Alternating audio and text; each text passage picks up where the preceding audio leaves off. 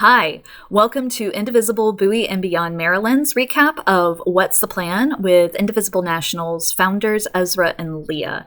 This is just going to be an overview of yesterday's meeting from February 12th, 2026, and we will be going over what was discussed primarily and my main takeaway from the meeting. So in their overview of what's currently going on, what the temperature is in our government, there was huge news, breaking news, that the Trump administration is going to be pulling out of Minnesota from their ICE surge. And Ezra and Leah was saying this is enormous news, but that doesn't mean that the fight is over yet. They were discussing that this is a very strategic move on the part of Donald Trump and the rest of the regime.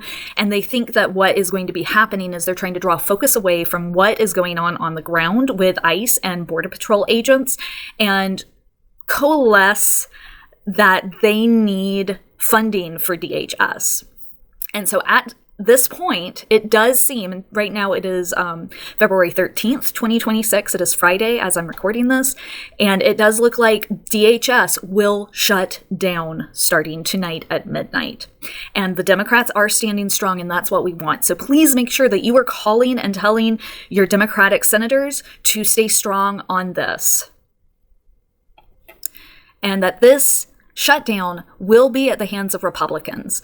The Republicans are going on recess next week, so they are not negotiating with the Democrats at all. And the Democrats have made very clear exactly what we want to see. We want to see agents held accountable for their extrajudicial actions.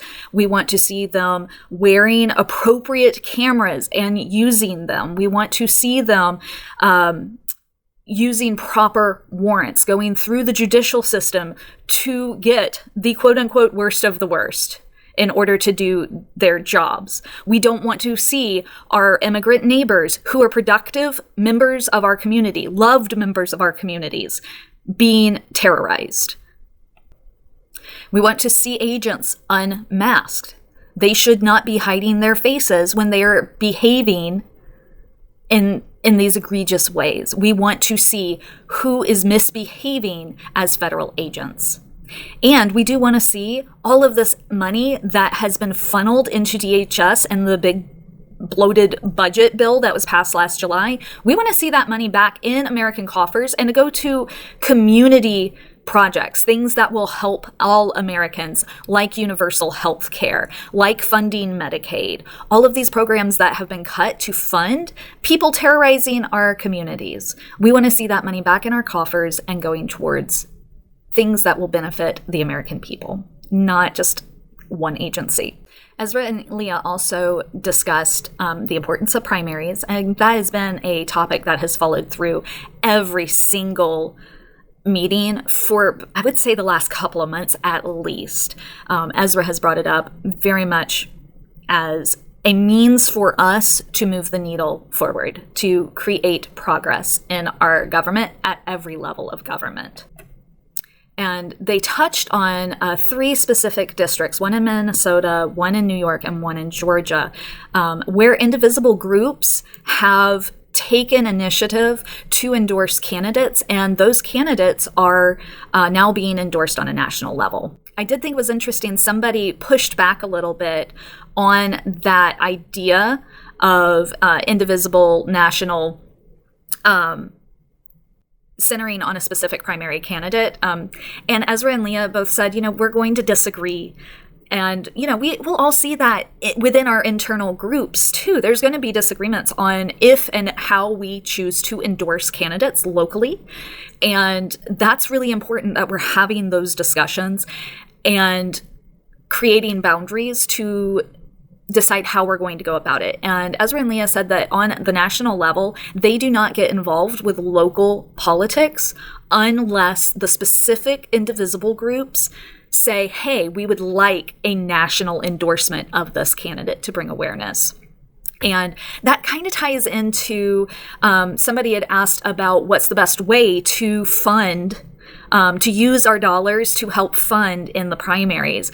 And they said, fund early. The earlier that you get your dollars into your chosen candidate in the primary, the better, because later on, that's when you see all of the crypto billionaires, technocrats, and other big PACs come in and fund establishment candidates. And so the more money that the primary candidates can get in the beginning, it helps to promote their candidacy a lot farther.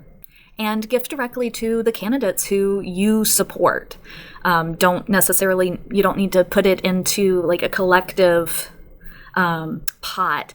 Give directly to your candidates of choice. And then they made the specific connection, though, that once the primaries are over, we are going to be supporting the candidates who win the Democratic nomination. So once the primaries are over, then send your funding to the people who best align with us, which most of the time are the Democratic Party. But the primaries are how we move that needle from the Democratic elite to those who are going to fight for us. I thought one of the most important things that got brought up in the meeting yesterday was Ezra mentioned that the challenge that we're having when organizing our events is getting to those people who have a more cynical or nihilistic attitude when it comes to politics. And he was saying that that is actually probably our biggest issue when it comes to organizing than some of these other things, because if you can't get people involved, then you can't create a movement.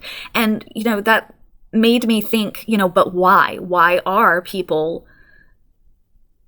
complacent in our politics?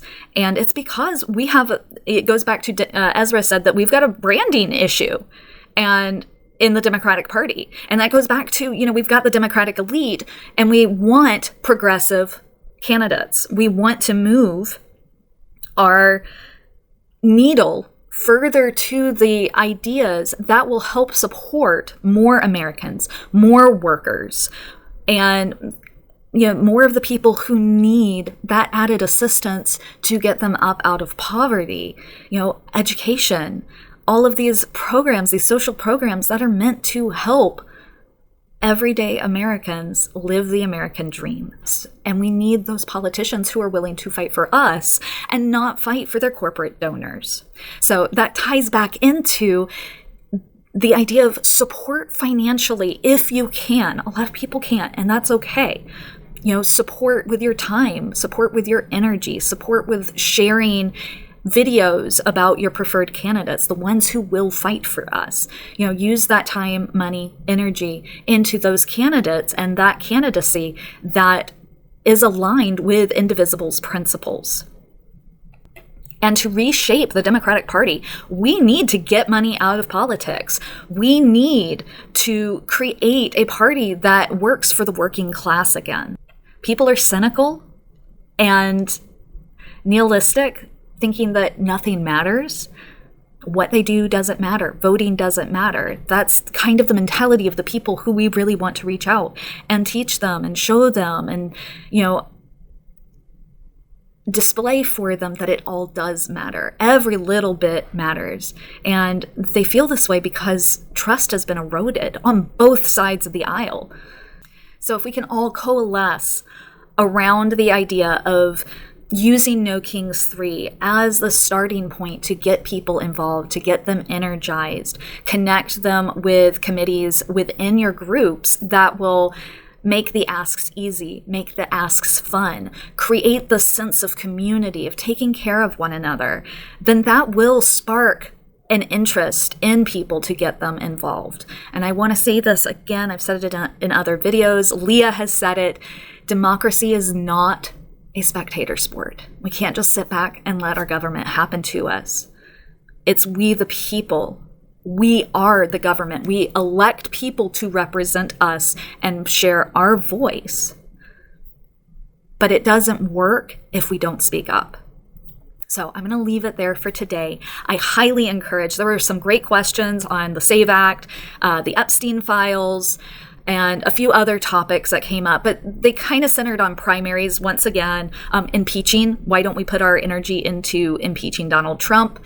And I thought that was really great. Leah said that we have to triage where we put our energy, and they focus on where can we maximize our coalitions, our collective connections that can push an idea forward. But we also want to look for things that create the most harm reduction.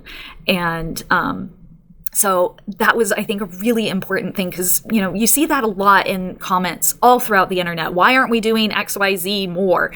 And it's because every group has their own dynamics and their own level of energies and their own passions. And so that's why the more of groups that we have, we're a big tent organization. We work with Women's Coalition, 5051, Women's March, ACLU, so that we can maximize the good that we do.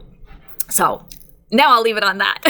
So go and watch the entire thing. I will make sure it's linked in the description below once it goes live. I don't know specifically what time it goes live, but I will have it linked below. I will have linked in the comments some actions that you can do locally here in Bowie as well as beyond. So hit that like and subscribe button. If you want to be notified when we post new videos, hit that notification bell, and I will see you in the next video.